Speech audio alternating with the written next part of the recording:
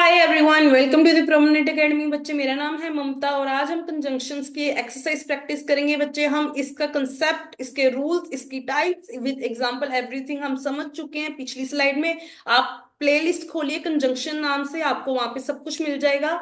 तो आज हम इसकी फर्स्ट प्रैक्टिस कर रहे हैं। और इसके अलावा मैं आपको एक चीज बताना चाह रही हूँ, मैं फर्स्ट से लेके 12th क्लास के सारे सब्जेक्ट करवाती हूँ। बच्चे, अगर आपको ऑनलाइन ऑफलाइन क्लासेस चाहिए तो आप इस नंबर पे कांटेक्ट कर सकते हैं। इसके अलावा जनरल नॉलेज की क्लासेस जिसमें आपको न्यूज़पेपर रीडिंग, आपकी एज 7+ होनी चाहिए, तो मैं आपको न्यूज़पेपर रीडिंग कैसे उसको इंटरलेट करते हैं आपकी रेगुलर जो स्टडी है उसमें, वो सब कुछ सिखाती हूँ। इसके अलावा वैदिक मैथ, जिनका मैथ कमजोर है या फिर जिनको मैथ नहीं आता, उनको डिफरेंट वे में, मैजिकल वे में मैथ सीखना है, वो सब कुछ सिखाती हूँ। बच्चे, इस नंबर पर कांटेक्ट कीजिए और आपको कोर्सेज प्रोवाइड हो जाएंगे। बच्चे, अब कंजंक्शन की जब हम एक्सरसाइज कर रहे हैं, सबसे पहले आपको ये समझना, थोड़ा सा ब्रीफ में बता देती हूँ कि कंजंक्शंस होते क्या हैं। कंजंक्शंस वो वर्ड होते हैं बच्चे जो दो लाइंस को कनेक्ट करने में हेल्प करते हैं। जब मैं कह रही हूँ कंजंक्शंस की बात कर रही हूँ, तो ये कंजंक्शंस ना तीन टाइप के हैं। एक तो है कोऑर्डिनेटिंग। कोऑर्डिनेटिंग का मतलब क्या है कि दो इंडिपेंडेंट क्लोज हैं, मैं उनको किसी एक कंजंक्शन वर्ड से जोड़ रही हूँ। एक होते हैं सबऑर्डिनेटिंग, एक है कोरिलेटिंग, कोरिलेटिव। ठीक है बच्चे। अब कोऑर्डिनेटिंग का मैंने एक ट्रिक सिखाई थी, फैन बॉय। अब इसका थोड़ा सा कलर चेंज करते हैं, ग्रीन कर लें। तो अब अगर मैं F4, नहीं ये तो लाइट कलर हो गया ज्यादा, कोई डार्क सा कलर, व्हाइट कलर करके देखें। F4 A for N for nor, B for but, O for or, Y for yet, S for so। बच्चे, जिनके बीच में ये आ जाए वो होते हैं सारे कोऑर्डिनेटिंग। सब ऑर्डिनेटिंग के बहुत सारे हैं। अगर आप कंट्रास्ट की बात करो, या फिर आप किसी चीज की मतलब रीजन की बात करो, या फिर आप किसी चीज को एक्सप्लेन करना चाह रहे हो कि उसके कंडीशनल की बात करो, तो वो सारे सबऑर्डिनेटिंग में आ जाते हैं। कोरिलेटिंग में मैंने आपको बताया है कि दो, ये हमेशा पेयर में होते हैं वर्ड्स। जैसे जहां पे आइदर लिखा होगा तो थोड़ी देर बाद, थोड़ा सा सेंटेंस लिखने में वहां पे और लिखा होगा। नाइदर लिखा हुआ है तो यहाँ पे थोड़े टाइम के बाद नोर लिखा होगा। आगे और कौन सा है वर्ड, वेदर लिखा हुआ है तो और होगा। बोथ लिखा हुआ है तो एंड में एंड लिखा होगा। बच्चे, इस टाइप से होते हैं ये वर्ड्स। अब आप कहोगे कि मैम सबऑर्डिनेटिंग का नहीं, अगर बच्चे कोरिलेटिंग हमें पता पेयर्स में है, कोऑर्डिनेटिंग के हमें ये सारे पता लग गए हैं कि अगर जिनके बीच में ये हैं वो सारे कोऑर्डिनेटिंग है, तो सबऑर्डिनेटिंग बाकी के सारे हो गए। मतलब बेसिकली इसमें बिकॉज आ गया, इफ, ऑल दो, तो, वेयर एज, ये सब कुछ जो होते हैं वो सबऑर्डिनेटिंग में आ जाते हैं। चलो एक्सरसाइज शुरू करते हैं। जैसे सबसे पहले हम इसमें जो कंजंक्शन वर्ड है वो फाइंड करते हैं। जैसे बट है, पेन चेंज करती हूँ, आपको ज्यादा समझ आएगा। येलो कर लें। जैसे बट है, यहाँ पे इफ है, यहाँ पे not only, but also. 2 minute आपके लिए पीछे यहाँ पे ऐड कर दूँ, एक यहाँ पे भी होता है नॉट ओनली, बट आल्सो। आगे और आ गया यहाँ पे ऑल्दो। पहले तो फाइंड कर लो कि इनमें से जो हमारे कंजंक्शन वर्ड है कौन से, फिर ये फाइंड कर लेंगे कि इनकी कौन सी टाइप है। अब देखो इस पेज में देखते हैं, मैंने फैन बॉय में क्या बताया था, ये सारे वर्ड आते हैं। तो बट आ रहा है ना, तो मतलब जो फर्स्ट वाला है ये कौन सा हुआ, कोऑर्डिनेटिंग। नेक्स्ट, इफ आ रहा है। पहले वाले में इफ था नहीं, इस वाले में सारे ही एक दूसरे के साथ पेयर में होने चाहिए, तो ये तो अकेला है। तो इससे मेरे को पता लग गया ये कौन सा है, सब ऑर्डिनेटिंग। ठीक है। फिर नॉट ओनली बट आल्सो, ये पेयर में है, तो ये कौन से हुए, को रिलेटिव। नेक्स्ट, और लगा हुआ है, फैन बॉय में और आता है, ये रहा, तो ये कौन सा हुआ, कोऑर्डिनेटिंग। अब देखो, जैसे एक्सेस करते जाओगे ना बच्चे, उतना क्लियर होता जाएगा। अब ऑल दो जो है ना, मेरा फैन बॉय में आ रहा है ना इनमें आ रहा है, तो मतलब ये किस में है, सबऑर्डिनेटिंग में।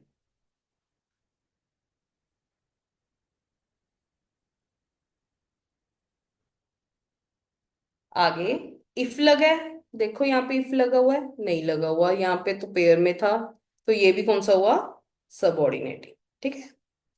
बट लगा हुआ है, देखो यहाँ पे बट लगा हुआ है, यस मैम यहाँ पे बट लगा हुआ है, तो ये कौन सा हुआ, कोऑर्डिनेटिंग।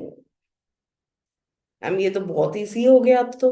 और देखो, और लगा हुआ है, ये रहा, और तो ये भी कौन सा हुआ, कोऑर्डिनेटिंग। बच्चे देखो, जितनी प्रैक्टिस करते जाओगे उतना आपके लिए इजी हो जाएगा। वीडियो को पॉज करके एक बार खुद करने की कोशिश करो, एक बार अगर समझ आ गया, इस पेज को अपने आप करके देखो। पहले तो फाइंड करो इसमें कौन सा वर्ड कंजंक्शन है, उसके बाद ये फाइंड करो कि वो कौन सी टाइप है। मैं आपके लिए अभी करना शुरू कर रही हूँ, आप एक बार वीडियो को रोक के खुद करके फिर चेक करो कि जो आप कंसेप्ट लगा रहे हो क्या मैं भी उसी वे में सॉल्व करके बता रही हूँ। जैसे सो आ गए यहाँ पे, because, and, when the bell rings, the students enter। जब, when, यहाँ पे कौन सा होगा, when। आगे, if, because, neither, nor, yet। अब मैम हमें पता कैसे लगेगा कि ये पेयर में है? बच्चे मैंने पेयर सिर्फ करवाई 5 है, इनको लर्न कर लो, आपको पता लग जाएगा ये कोरिलेटिंग के हैं। अब सो लगा है, तो सो तो जो था वो मेरे फैन बॉय में तो आ रहा था, फैन बॉय में, फैन बॉयज में जो एस है वो सो के लिए है, तो ये कौन सा हुआ बच्चे, कोऑर्डिनेटिंग। आगे बिकॉज लगा है, बिकॉज तो मैम ना फैन बॉय में था, ये बी वाला तो बट है, बट ये बिकॉज लगा हुआ है, मैंने बताया था सबऑर्डिनेटिंग में हम रीजन बताते हैं, रीजन बताने के लिए हम बिकॉज लगाते हैं, तो ये कौन सा हो गया, सबऑर्डिनेटिंग। आगे एंड लगा है मैम, ये तो बहुत इजी है, ये लगा हुआ है फैन बॉय में एंड, तो यहाँ पे क्या आ जाएगा, कोऑर्डिनेटिंग। अब स्टार्टिंग में लगा हुआ है व्हेन।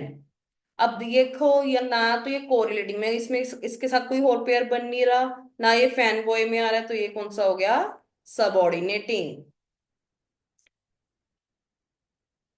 आगे इफ लगा है, फैन बॉय में इफ नहीं आता, ना ही कोरिलेटिंग में, तो ये भी कौन सा हुआ, सबऑर्डिनेटिंग। आगे बिकॉज लगा है मैम, ये तो आपने बताया था कि रीजन के लिए हम सबऑर्डिनेटिंग ही यूज करते हैं। अब ये पेयर में है, तो पेयर के लिए हम लगाते हैं कोरिलेटिव। आगे येट, मैम फैन वो में तो वाई से जेट बन रहा है, तो ये कौन सा हुआ, कोऑर्डिनेटिंग। बताओ मेरे को कमेंट सेक्शन में आपके कितने सही थे और आपने क्या सही कंसेप्ट लगाया था कि नहीं। आगे इसको ही दोबारा से पोज करो और दोबारा से देखो कि क्या आपके और मेरे आंसर मैच कर रहे हैं। हैव, यहाँ पे अंटिल, यहाँ पे और, दो, वाइल, बोथ, एंड, क्योंकि मैंने बताया था बोथ लगा हुआ है, तो एंड आएगा ही आएगा, unless, and, because. Fan boy, ma'am fan boys में तो अंटिल आता नहीं, कोरिलेटिंग में पेयर में आना चाहिए, दोनों चीजें नहीं है, तो ये कौन सा हुआ, सबऑर्डिनेटिंग। नेक्स्ट, और लगा है मैम, यहाँ पे और से और बन गया, तो ये फैन बॉय तो आता है कोऑर्डिनेटिंग में। दो लगा है, तो ये तो मैम ना ही फैन में आ रहा है, फैन बॉय में आ रहा है, ना ये कोरिलेटिंग में आ रहा है, तो ये भी कौन सा हुआ, सबऑर्डिनेटिंग। वाइल लगा हुआ है, तो ये भी कौन सा हुआ, सबऑर्डिनेटिंग। अब ये पेयर में आ गए, तो मैम ये कौन सा हुआ, कोरिलेटिव। अनलेस, ये कौन सा हुआ, सबऑर्डिनेटिंग, क्योंकि मैम ये फैन बॉयज में नहीं आ रहा। एंड लगा है तो मैम ये तो फैन बॉय में आ रहा है, ये हुआ कोऑर्डिनेटिंग। बिकॉज लगा है, रीजन, तो ये हो गया सबऑर्डिनेटिंग। नेक्स्ट, नॉट ओनली, अगर नॉट ओनली लगा है तो मैम बट आल्सो भी लिखा होगा, ये लिखा हुआ है। इफ लग गया मैम यहाँ पे, वाइल लग गया मैम यहाँ पे, सो लग गया मैम यहाँ पे, व्हेन लग गया, और बट लग गया। मैम आपने तो 2 सेकंड में फाइंड कर लिए, हमें कैसे पता लगेगा?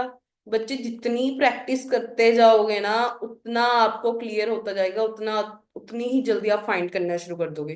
वैसे तो अपने आप करने की जरूरत नहीं है, मैंने देखो प्रॉपर रूल रेगुलेशन सब कुछ समझा दिए हैं। अब प्रैक्टिस करवा रही हूँ तो मैं अच्छे तरीके से सारी प्रैक्टिस करवाऊंगी। आज मैंने सिर्फ इसके टाइपों को फाइंड करवाना सिखाया, कल कौन सा लगता है कंजंक्शन वो सिखाऊंगी, फिर कैसे इनका यूज करते होते हैं पैराग्राफ में, वो सब कुछ चलेगा। तो आपको एक्स्ट्रा कुछ करने की जरूरत नहीं है, बस ये इसकी जो प्रॉपर प्लेलिस्ट है उसको कर लो, बहुत है आपके लिए। अब ये पेयर में है तो ये कौन सा हो गया बच्चे, कोरिलेटिव। मैम इफ लगा है, ये ना कोरिलेटिव है ना कोऑर्डिनेटिंग है, तो ये कौन सा हो गया मैम, सबऑर्डिनेटिंग। मैम वाइल भी तो फिर सेम ही होगा, मैंने तो कहा ही नहीं बच्चे ये अलग होगा, क्योंकि मैम ना वाइल फैन बॉयज में आ रहा है, ना ये पेयर में आ रहा है। सो ये फैन बॉयज में आता है मैम, पीछे जो एस लगता है ना वो सो के लिए है, तो ये कौन सा हो गया, कोऑर्डिनेटिंग। आगे वेन लग गया मैम, ये तो फिर दोबारा से सबऑर्डिनेटिंग होगी मैम, क्योंकि इतनी प्रैक्टिस कर चुके हैं, तो मैं देख चुकी हूँ कि जब भाई वेन आ रहा है तो आप उसको सबऑर्डिनेटिंग में कर रहे हो। अब बट लगा है, फैन बॉय में देखो बट आता है, बी फॉर बट्टी होता है, तो ये भी कौन सा हुआ बच्चे, कोऑर्डिनेटिंग। समझ आए बच्चे? That's all for today. अगर आपको ये स्लाइड अच्छी लगी है, अच्छे से समझ आए हैं कुछ चीजें, तो वीडियो को लाइक कीजिए और प्लेलिस्ट से जरूर समझे कि कैसे आपने हर क्वेश्चन को अटेम्प्ट करना है बच्चे। आपके हर एग्जाम, चाहे आप कोई एंट्रेंस का एग्जाम दे रहे हो, चाहे वैसी प्रैक्टिस कर रहे हो, आपके लिए एक्सरसाइज, देखो समझना सिर्फ जरूरी नहीं होता, समझने के साथ साथ प्रैक्टिस जरूरी है, वो सारी मैं करवा रही हूँ, तो इन स्लाइड्स को देखो और करो। That's all for today. Bye bye. Stay tuned.